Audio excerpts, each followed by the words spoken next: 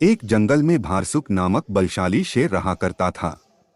वह रोज शिकार पर निकलता और जंगल के जानवरों का शिकार कर अपनी भूख शांत करता था। एक साथ वह कई कई जानवरों को मार देता। ऐसे में जंगल में जानवरों की संख्या दिन पर दिन कम होने लगी। डरे हुए जानवरों ने इस समस्या से निपटने के लिए सभा बुलाई। वहां निर्णय लिया गया कि शेर से मिलकर इस विषय पर बात की जानी चाहिए। इसके लिए जानवरों का एक दल बनाया गया। अगले दिन वह दल शेर से मिलने पहुंचा। शेर ने जब इतने सारे जानवरों को अपनी गुफा की ओर आते देखा तो आश्चर्य में पड़ गया। वह गुफा से बाहर आया और गरजकर जानवरों के दल से वहां आने का कारण पूछा। दल का मुखिया डरते डरते बोला, वनराज, आप तो वन के राजा हैं। हम सभी आपकी प्रजा है। आज आपकी प्रजा आपसे एक विनती करने आई है। कैसी विनती? शेर ने पूछा। वनराज, आप रोज शिकार पर निकलते हैं और कई जानवरों को मार देते हैं।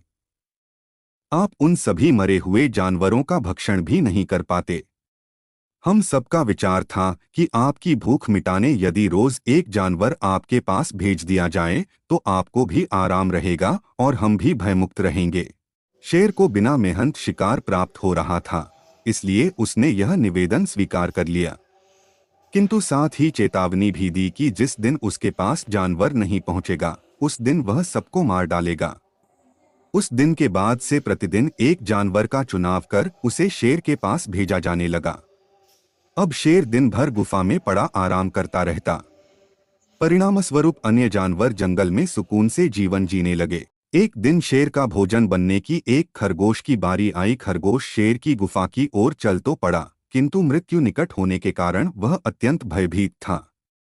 वह धीरे धीरे कदम बढ़ाता हुआ चला जा रहा था।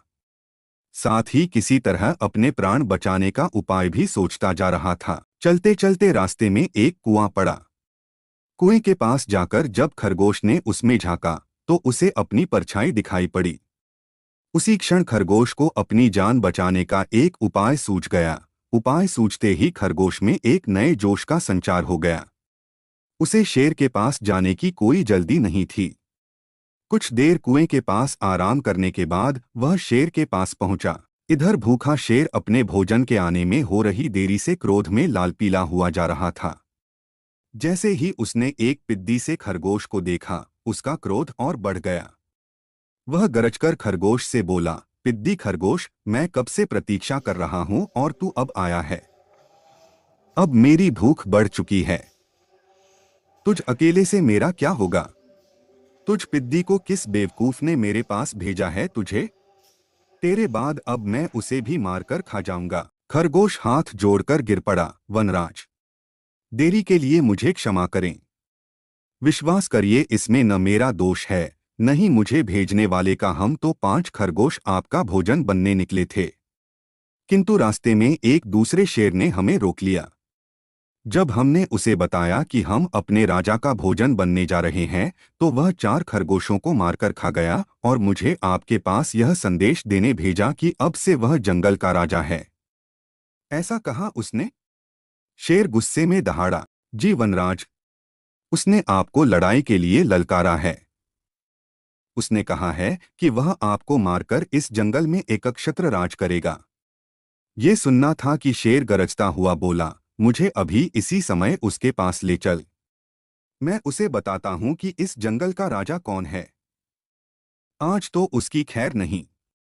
खरगोश तुरंत तैयार हो गया और शेर को लेकर कुएं के पास आ गया। कुएं को दिखाते हुए वह बोला, वनराज, ये उस शेर का दुर्ग है। वह इसी दुर्ग में रहता है।